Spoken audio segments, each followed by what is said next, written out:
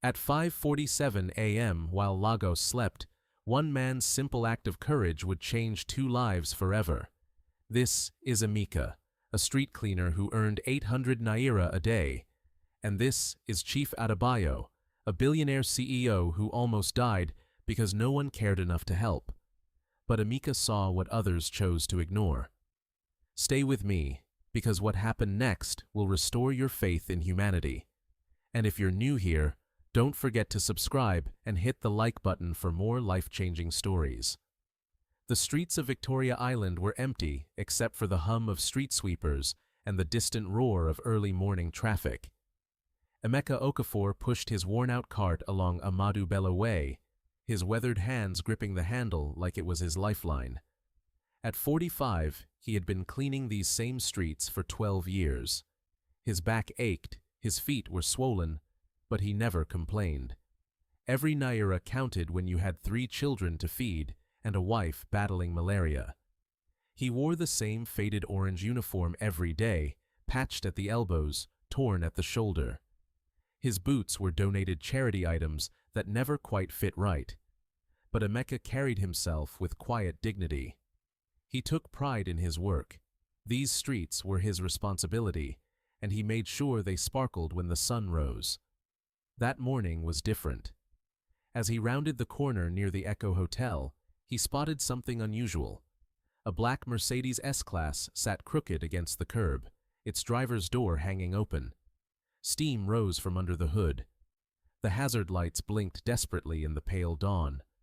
Emeka slowed his cart. His first instinct was to keep walking. Rich people's problems weren't his business. He'd learned that lesson years ago when he'd tried to help a stranded motorist only to be accused of attempting to steal. But something made him pause. A man lay slumped over the steering wheel. His expensive suit was wrinkled, his breathing shallow and labored. Chief Adebayo, though Emeka didn't know his name yet, was unconscious, his face pale as paper. Emeka looked around. The street was empty. No other cars, no pedestrians, no help in sight. He could walk away. No one would blame him. No one would even know. Instead, he parked his cart and approached the car. "Sir, are you okay?" Emeka called out gently.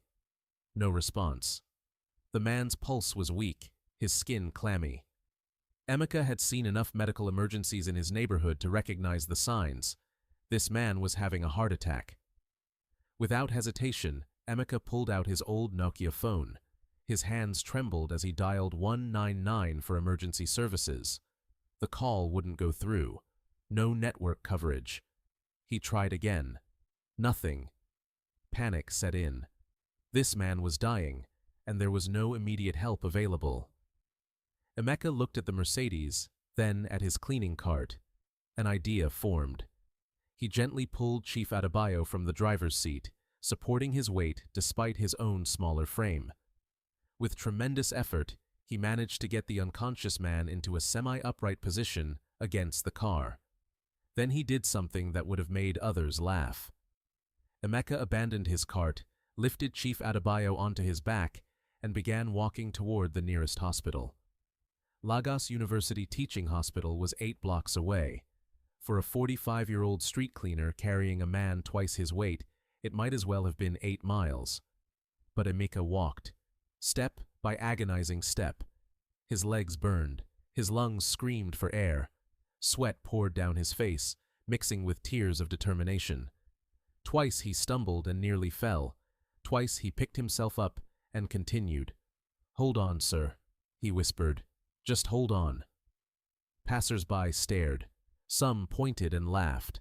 Others took photos. But no one helped. A street cleaner carrying a man in an expensive suit made for good social media content. Nothing more. By the time Emeka reached the hospital, his uniform was soaked in sweat, his breathing ragged. He burst through the emergency room doors, Chief Adebayo still on his back. "Help! This man needs help!" he shouted. The medical team sprang into action. They rushed Chief Adebayo into surgery, while Emeka collapsed onto a plastic chair in the waiting room. His job was done, but he couldn't bring himself to leave. Something kept him there.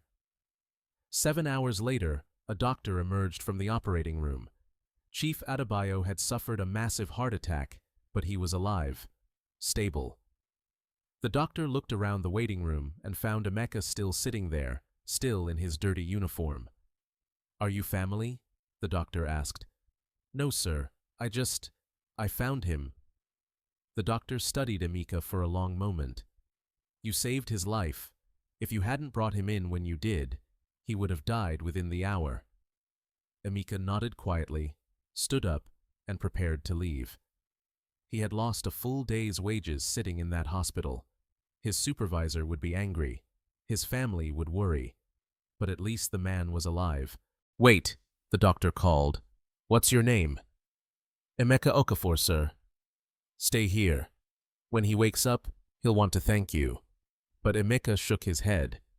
"No need, sir. I did what anyone should do." He walked out of the hospital and back to the street where his cart waited, untouched. The Mercedes was gone, probably towed. Emeka resumed his cleaning as if nothing had happened. 3 days passed. Emeka had almost forgotten about the incident when a convoy of black SUVs pulled up beside him on Tiamu Savage Street. Security men in dark suits stepped out, followed by a man Emeka recognized. Chief Adebayo walked toward him slowly, still recovering but determined. Behind him was his entire family, his wife, 2 teenage children, and his elderly mother. "You're Emeka Okafor," Chief Adebayo said. It wasn't a question. Emeka set down his broom and nodded nervously. "Yes, sir. I'm Chief Adebayo. You saved my life." "I just did what was right, sir." Chief Adebayo's eyes filled with tears. "When I was unconscious, dying in that car, dozens of people walked past. Hundreds of cars drove by. But you, a man who had every reason to mind his own business, you stopped. You carried me on your back for 8 blocks. Emeka looked down at his worn boots. "Anyone would have done the same, sir." "No," Chief Adebayo said firmly. "They wouldn't. And they didn't. But you did." He gestured to his family.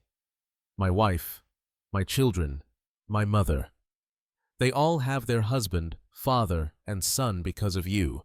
How do I repay a debt like that?"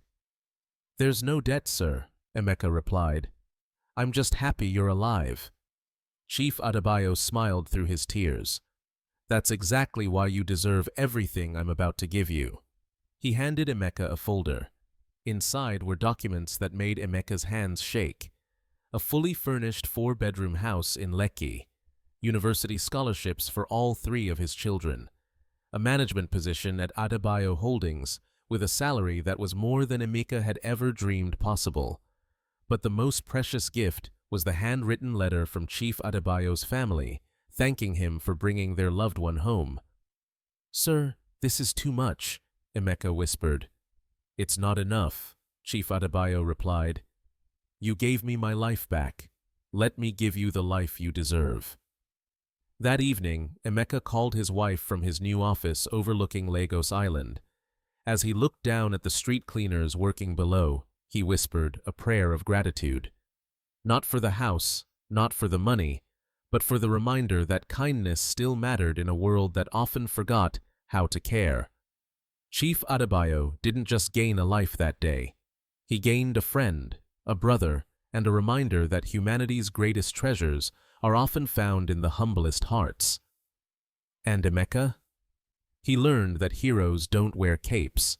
Sometimes they wear orange uniforms and carry brooms. Sometimes they have calloused hands and tired feet. But they always have hearts big enough to hold someone else's pain. The moral of this story is simple. Kindness costs nothing but changes everything.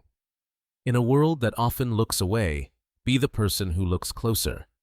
In a society that values wealth over worth, remember that the richest people are those who choose compassion over convenience. We hope this story touched your heart as much as it touched ours. What did you learn from Emeka's choice? Share your thoughts in the comments below. We read every single one, and your words inspire us to keep telling these powerful stories. A brand new, life-changing story is coming in just a few days. So, if you haven't already, hit that subscribe button and turn on the notification bell so you'll be the first to see it when it drops. If this story moved you, please give it a like and share it with your family and friends. Let's spread the message that kindness still matters, that heroes walk among us, and that sometimes the most extraordinary people are hiding in the most ordinary places. Thank you for watching. God bless you, and we'll see you in the next story.